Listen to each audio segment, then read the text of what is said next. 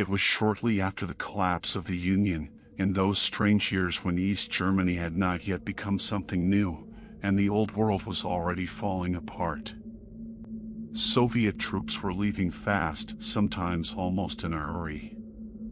Formally, it was all done by agreements, commissions, signatures. In reality, they took what mattered and left behind everything that did not fit into schedules and reports. Across the former GDR, patches of closed territory were scattered everywhere.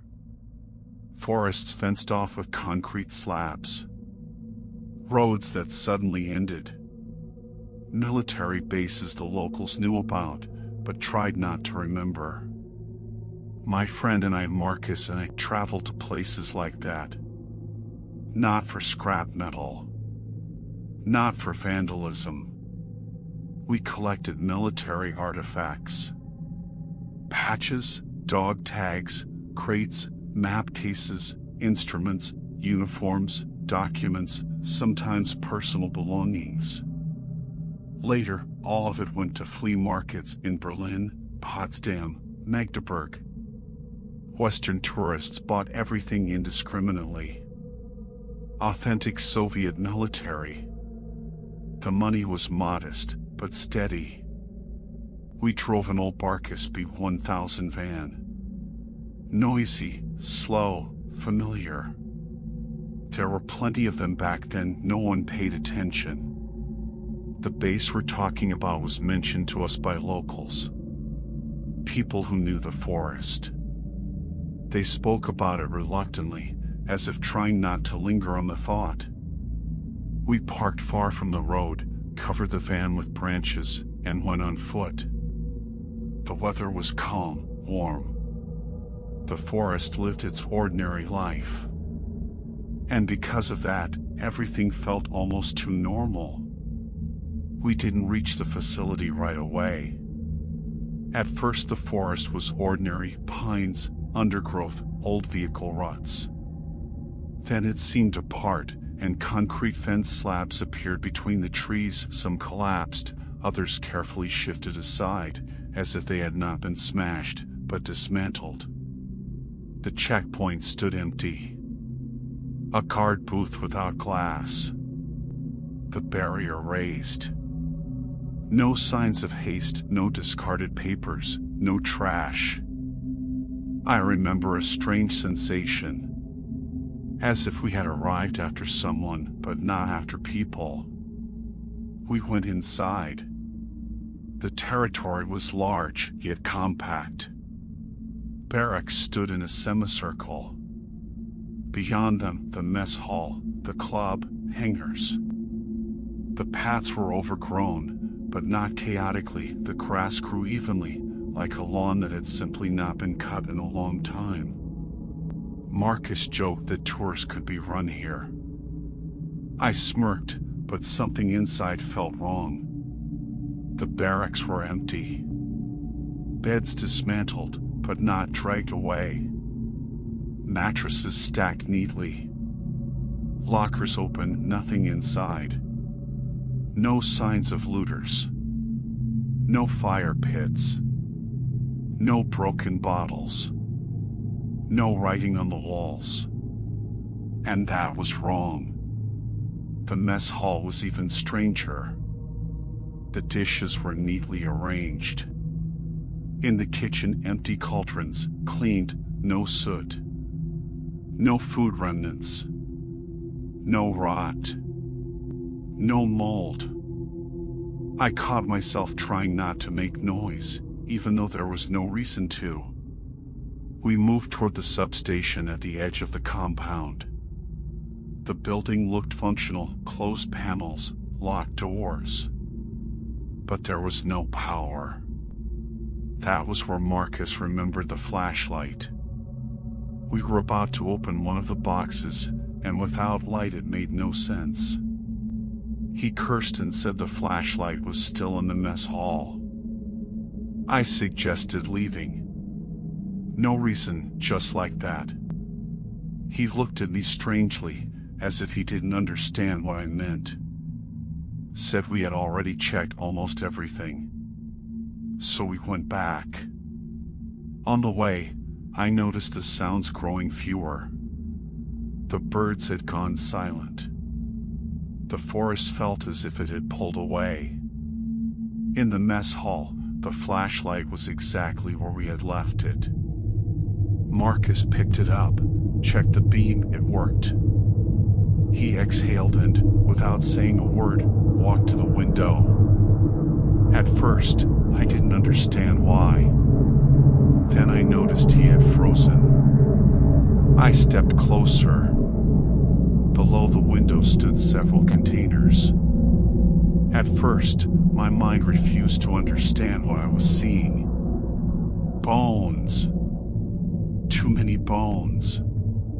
Piled too neatly. The smell came later, heavy, sweet, sticky. I realized they were human remains when my eyes caught the shape of a skull. And that was when I saw the one standing nearby. The blind man did not move on his own. He simply stood there, swaying slightly, as if from exhaustion. Rough scars covered the places where his eyes had been. And then I noticed movement above him. A creature sat on his shoulders, gripping his neck with short but powerful lower limbs, limbs that resembled not feet, but the hands of an ape. It was small, but heavy. You could tell by the way the man's spine bent under its weight. Its face was distorted. A wide mouth. A short nose. Skin gathered into folds, as if it had never been meant for that skull. The eyes were small, deeply set, looking slightly out of alignment. It was wearing a Soviet officer's tunic with the shoulder boards of a colonel, but far too small, like a costume sewn for a child or a dwarf. The peaked cap slipped down over its forehead. The creature methodically pulled bones from the container. Gnawed on them. Sometimes it made quiet, almost satisfied sounds. When the blind man grew tired, it tugged at his neck, forcing him to lean lower. He obeyed without resistance. I realized we had been standing there too long. At that exact moment, the creature froze. It stopped eating. Its head tilted slightly.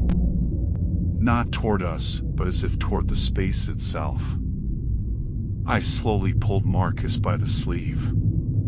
He understood immediately. We began backing away from the window without standing up. Crouching. Then on all fours.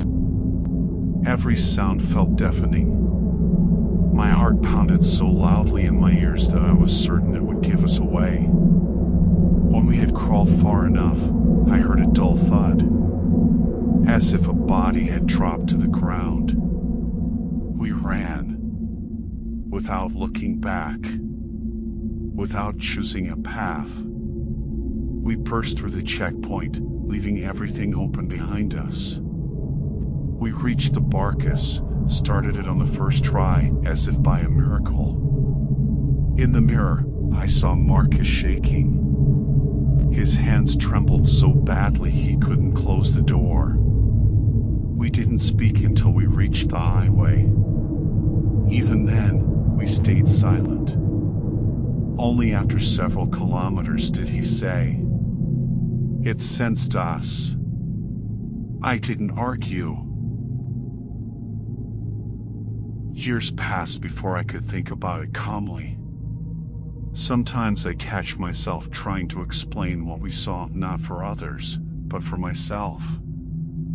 I remember how many experiments were conducted in secrecy during the final years of the Union. Work with biology, with the nervous system, with the limits of the human body. And I think, what if that was the result of an attempt to create something more than human? A being capable of enduring what an ordinary organism could not. But the price was too high, and it could not exist independently. Then another thought comes. about the strange emptiness of that base, the absence of symbols, the order where chaos should have been. And I think, what if they were not trying to create, but to summon? To open something not meant for our world. And it came through incompletely, not as expected. And then the blind man was not a victim, but a support. A way to remain here. I don't know which of these thoughts is closer to the truth. But I know this for certain. It was not a fairy tale, not a legend, and not something supernatural in the usual sense. It was the consequence of human curiosity and haste. And perhaps that is why it looked so alien and so deeply, profoundly wrong.